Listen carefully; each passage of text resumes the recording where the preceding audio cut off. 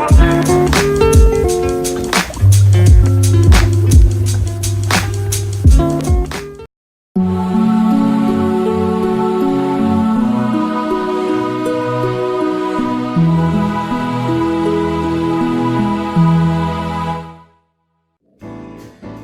you guys. I am JasmineLatishea, and you've tuned into the AMEND podcast. This podcast is about uncovering secrets of the world around us.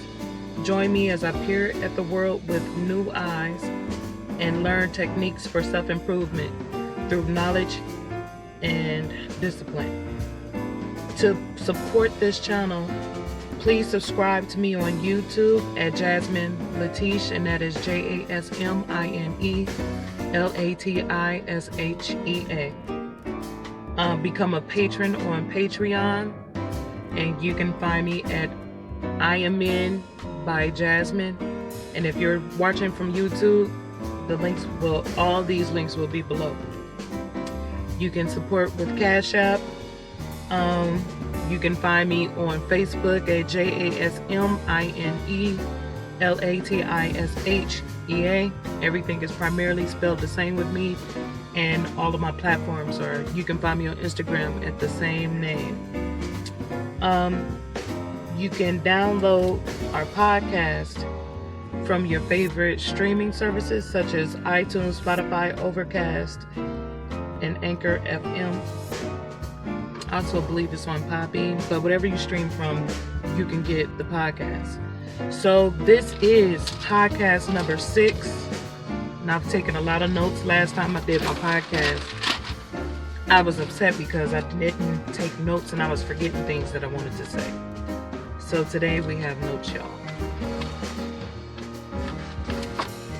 And as I said, we will be talking about dreams. Throughout my years of living, I have had many dreams, but there were a few of them that really, really stuck with me. And I believe that the dreams were very prophetic. A couple of them I didn't quite understand until like recently, and I've had these dreams a long time ago. But at the end of this, I will actually go into more of the dreams that I've had. Okay. So first I want to get into like a little bit knowledge about dreams. So when you look up what does dreams mean, it's a series of thoughts, images, sensations that can occur in the mind while you're asleep. That's the English definition. When you look up the word in Hebrew, the word is kalam. There were 2. Kalum was one, and that was a masculine noun. Okay? So, coming from the root, kalam. Okay? And so I looked up how to spell that, because if you know anything about Hebrew letters, first you read from right to left, right? And then unlike the English alphabet, all of the letters are words, right? Like apple would be the A. So it's kind of reversed like that. And all of the letters actually have numbers associated with them. So I took the time to go back to the root word kalam, okay? And that is a verb. I went back to the root word kalam and I wrote down the letters. So the first letter is ket, and that is the 8th letter, and its number is also 8. And ket, it means, now the letter meaning is a fence, an inner room or chamber, to separate, cut off, to protect. And that's ket.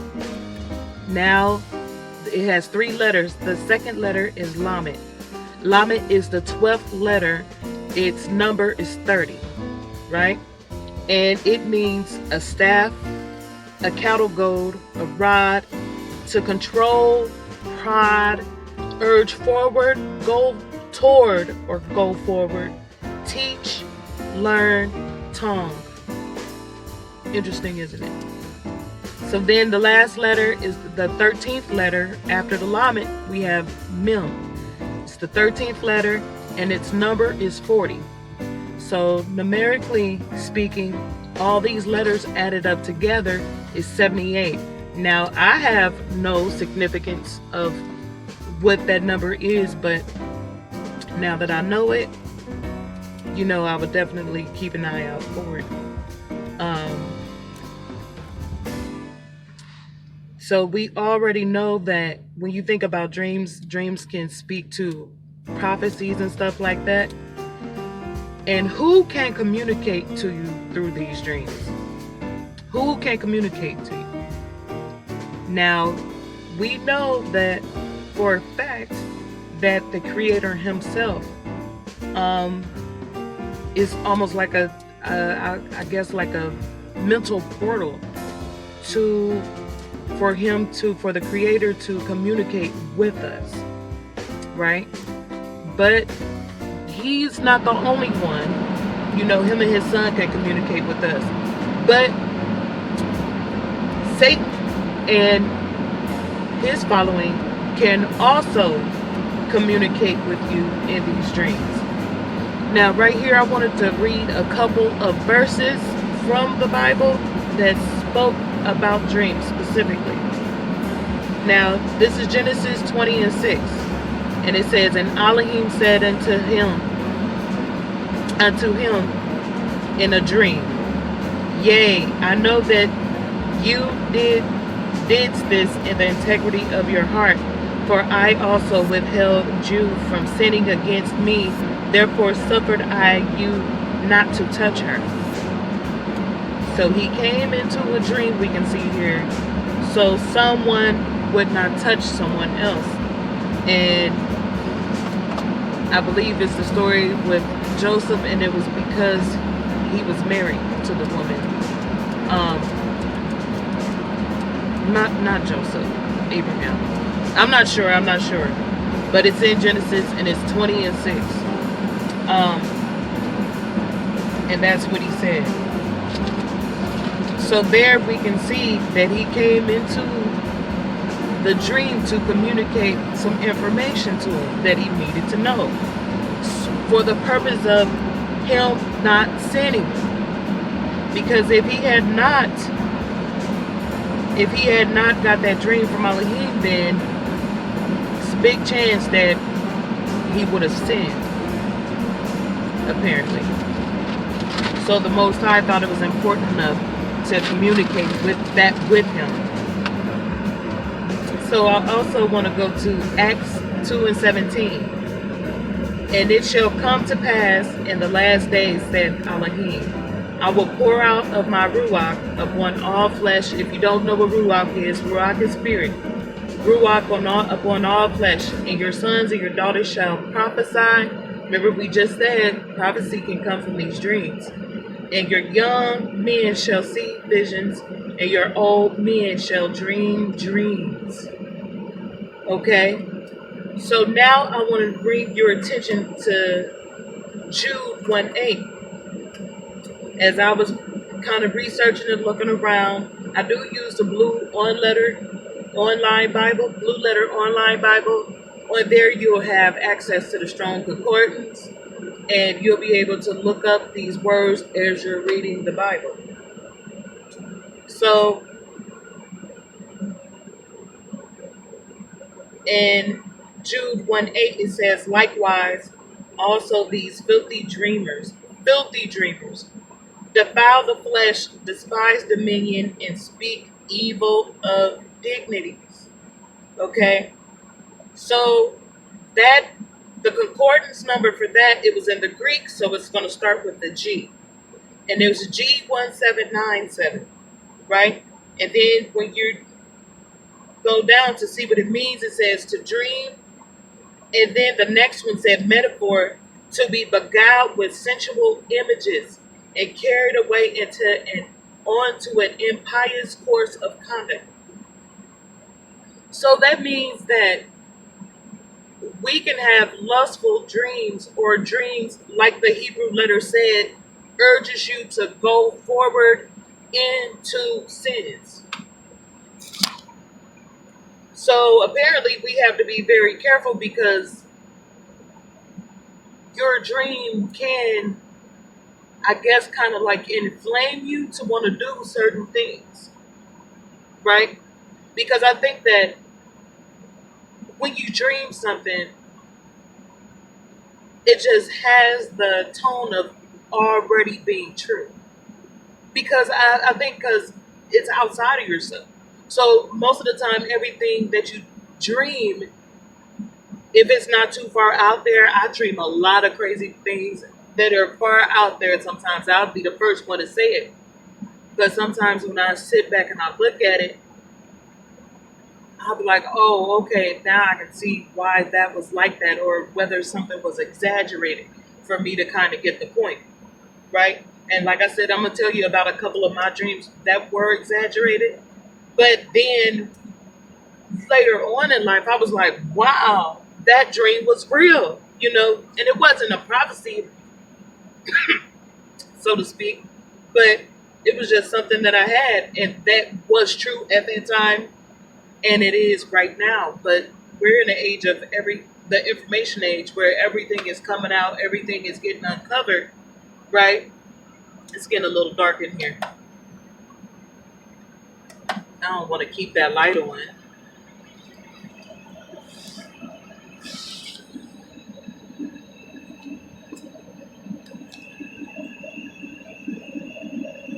That's even worse.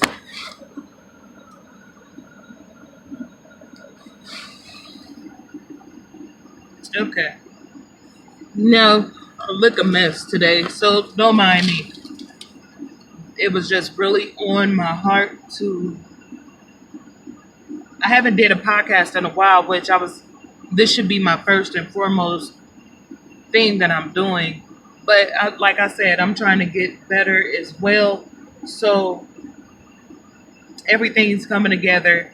I have a lot of bad habits and things that I'm trying to put to the side.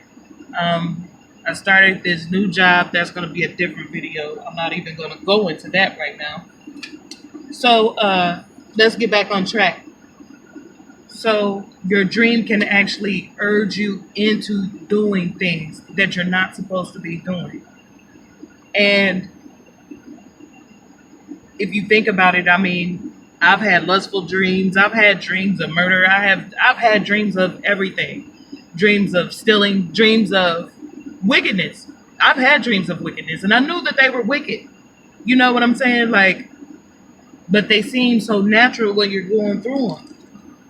So I can see how a lot of people can get urged or nudged into a particular direction just because you had a dream about it. Okay. Okay, so let's read Jeremiah, which is Jeremiah. We're going to read Jeremiah 23 and 27. Which think to cause my people to forget my name by their dreams. So the Most High is saying that somebody has caused his people to forget his name. And the tool that they used were dreams, which they tell every man to his neighbor, as their fathers have forgotten my name for Baal. So if you look around, nobody calls the name Baal. I've never seen anyone in my life call themselves talking to the Creator and said the name Baal. So this is for some of you, this will be shocking. For a lot of us, we already know this. So if you're on your blue, and I'm actually going to put pictures here. If you're on the blue letter online Bible in the Strong's Concordance, go to Jeremiah 23 and 27, and you want to click the Strong's box right at the top. Click that Strong's box. You'll see numbers by a series of numbers by each word. Scroll down to 23 and 27, and Baal will be highlighted. Baal will be highlighted because it has a number beside it. So you click on that. That number will be H11, which H is for Hebrew, G is for Greek.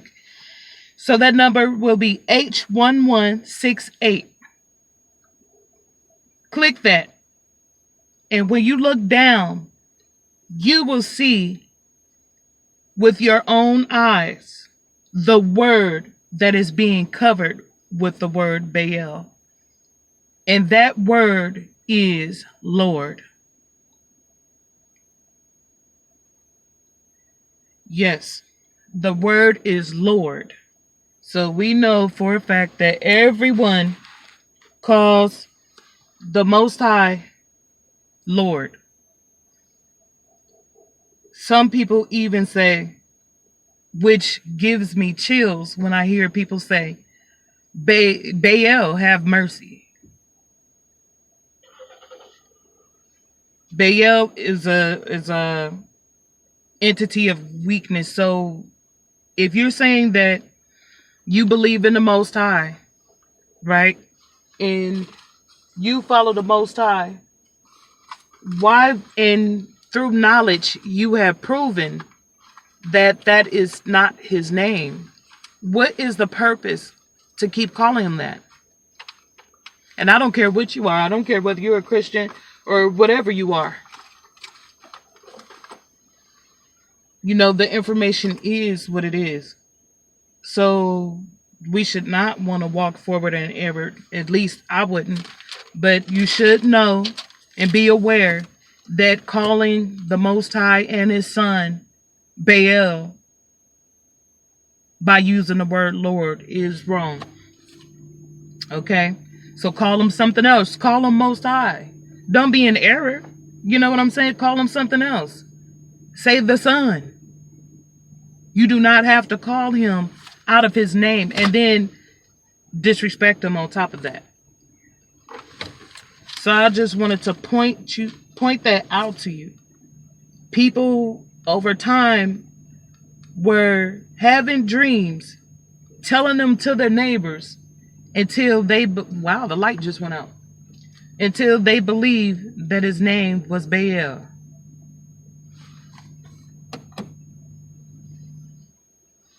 Now, isn't that's strange? It's crazy.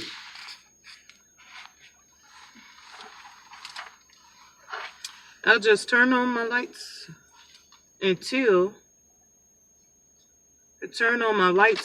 this street light comes back on. Now, okay, I'm going to talk about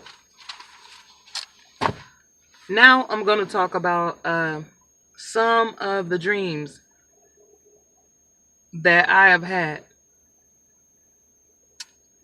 And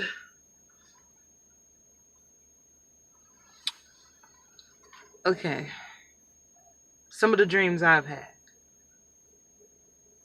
Now, when I was about, I don't know how old I was, but I was younger, probably a teenager at this point, and probably a little bit older, probably early 20s. But I just remember the dream. And it's because of what happened in the dream. In the dream, I was going down the street, and every building was crooked. Not only were the buildings crooked, the trees were crooked, and I mean leaning. Everything was crooked. So even to this day, I call it Crooked Land. And anybody who knows me knows I speak on Crooked Land. I had no clue of what it meant. Only thing I knew is that everything was crooked. Everything was crooked. And it was so funny to me that, you know, after I had this dream, I thought it was funny that everything, because it's like, wow, I would dream something like that. You know what I mean? But the trees were crooked, people were crooked. Literally anything that you set your eyes on was leaning over. The biggest buildings, flowers, everything was crooked. Okay?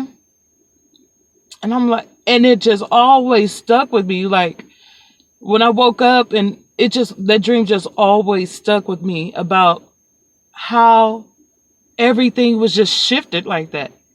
So later on in life, it wasn't until recently where I said, wow, that dream was true. Everything is crooked.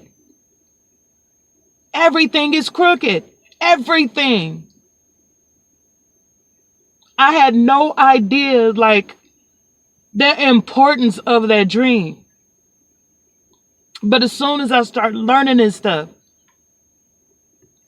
wasn't not one thing not crooked. Nothing.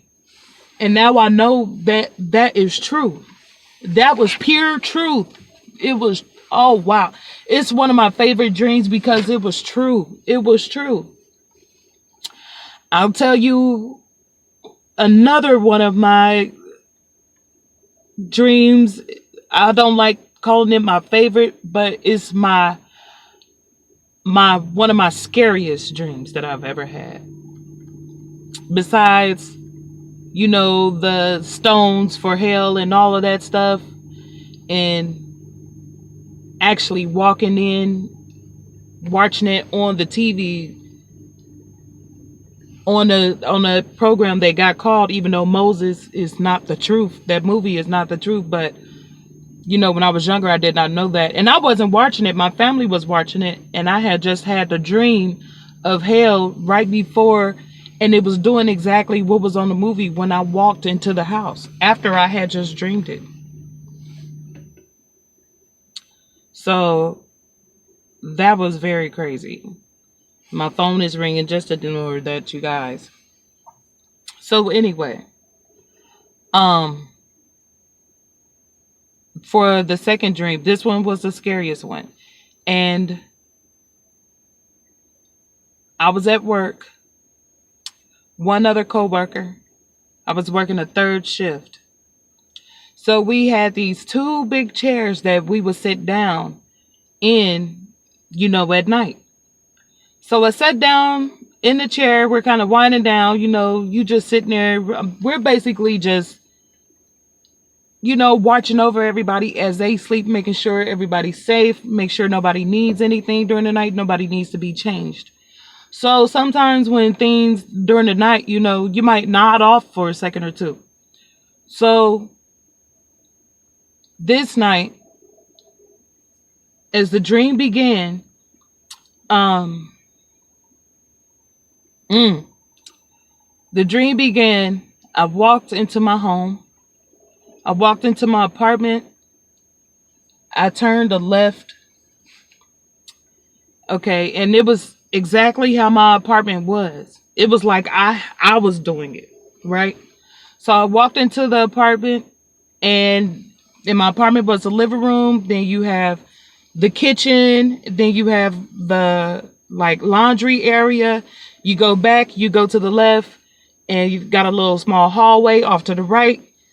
Off the hallway, you have the bathroom, and then back in the back, it's a one bedroom. So that's my bedroom. So I walked left, I turned left, and I went another left down the hallway, and I walked into my bedroom.